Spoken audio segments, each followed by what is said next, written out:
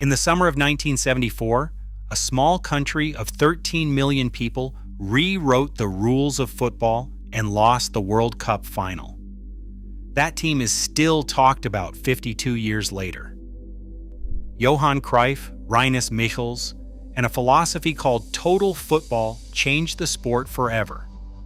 Yet somehow that revolution was born from a nation that had not qualified for a single World Cup in 36 years. For 36 years, Dutch football wandered the margins of the world stage. After brief appearances in 1934 and 1938, the Netherlands vanished from the World Cup, missing every tournament from 1950 to 1970.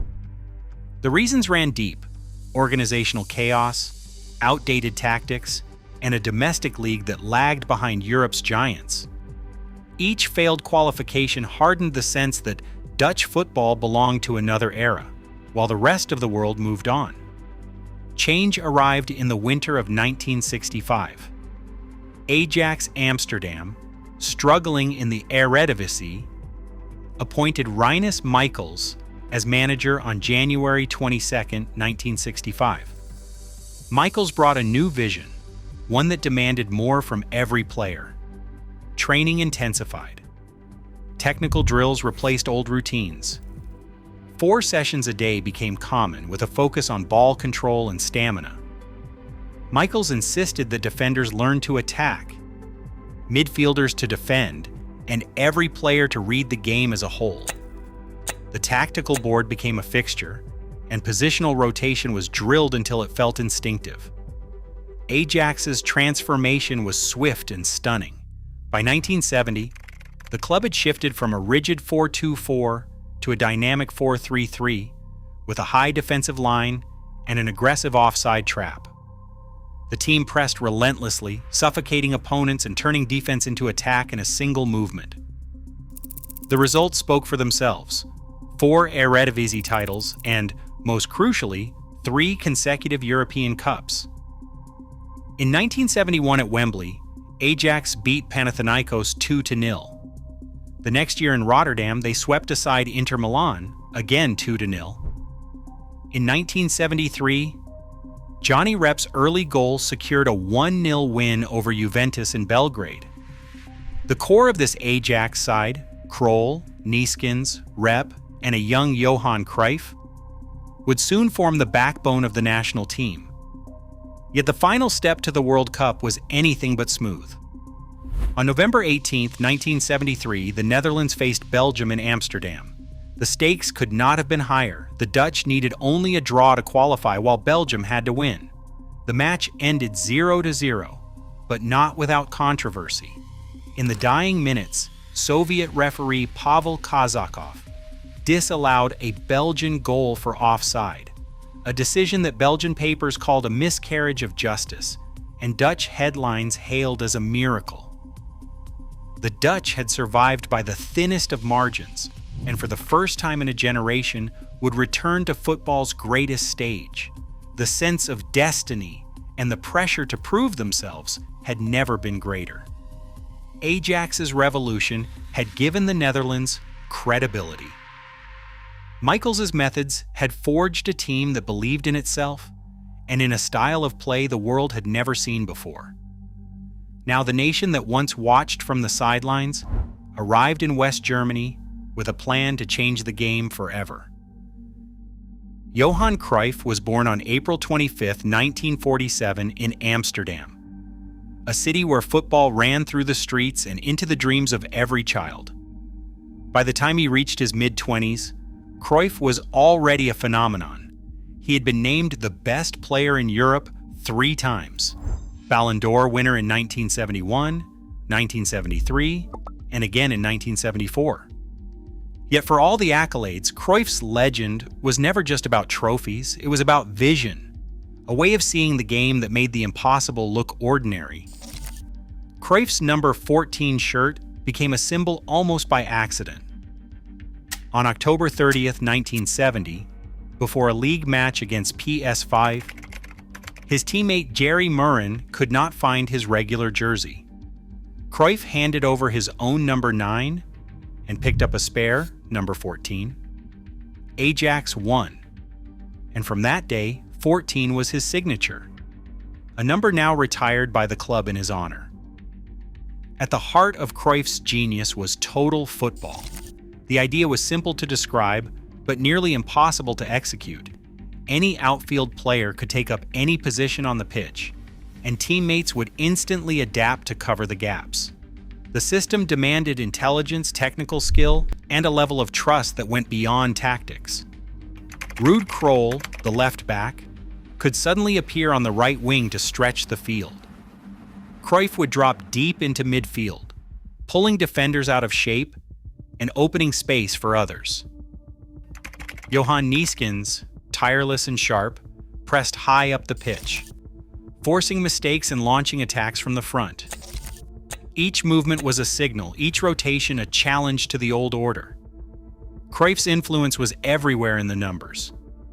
During the 1974 World Cup, he created 36 chances, the highest ever recorded in a single tournament. He averaged 19.7 progressive carries per 90 minutes, relentlessly driving the ball forward, always searching for the next opening. These were not just statistics. They were glimpses of a mind that saw football as a living puzzle, always shifting, always moving. Total football was more than a tactic. It was a promise that the game could be played with both beauty and purpose, that a team could be more than the sum of its parts. As the Dutch prepared to step onto the world stage, Cruyff stood at the center, not just as a captain, but as the embodiment of a new way to play. The patterns he set in motion would soon be impossible to ignore, as the world watched orange shirts move with a rhythm no one had ever seen before. From the opening whistle in West Germany, the Dutch side played with a precision that stunned even their most optimistic supporters. The group stage began with a 2-0 win over Uruguay, Johnny Rep scoring twice, but it was what followed that truly announced total football to the world. Against Bulgaria, the Netherlands delivered a 4-1 rout, moving as a single whirring machine. Defenders overlapped into attack, wingers tracked back into defense, and the lines between positions blurred until the old tactical maps looked obsolete.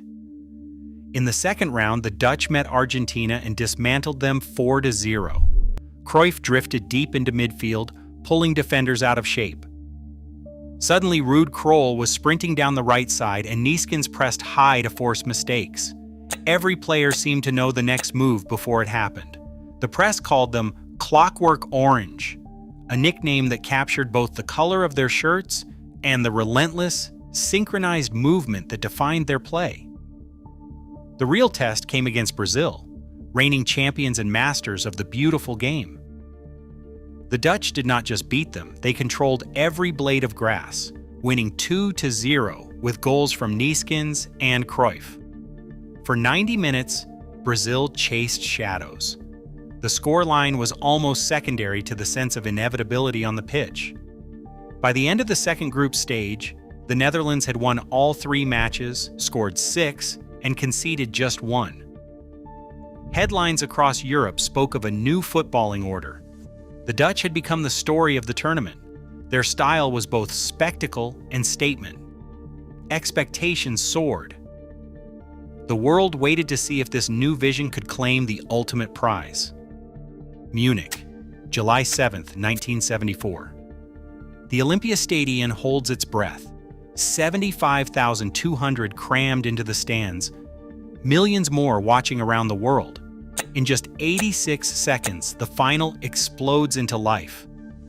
Johan Cruyff glides past 2 German defenders, drawing a desperate foul in the box. Johan Neeskens steps up and hammers the penalty home, the fastest ever scored in a World Cup final. Orange shirts swarm, the air electric with possibility. For a moment, it feels like destiny.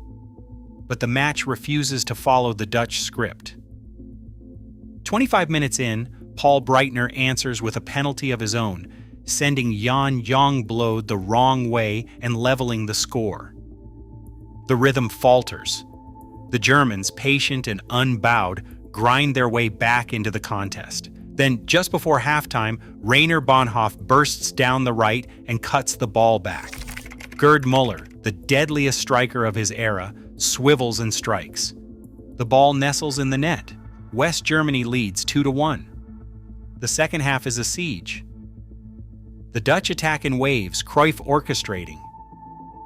Neeskens and Rep searching for an opening, Krol surging forward, but the German backline holds. Time ticks away, each missed chance echoing louder than the last. The final whistle brings silence, then a roar. The scoreboard reads West Germany 2, Netherlands 1. Cruyff, exhausted and luminous, receives the FIFA Golden Ball as the tournament's best player. It is a solitary honor on a night that feels like heartbreak. The Dutch had dazzled, dominated, and fallen. In Munich, total football reached its most brilliant height and its cruelest ending. Total football endures, a system where Ruud Krol attacks wide, Cruyff orchestrates from deep, and Neeskens presses high. The Netherlands lost the final, but won immortality. In 2026, their legacy shapes every Dutch pass. Sometimes the most beautiful football is remembered longest. Subscribe for more stories that change the game.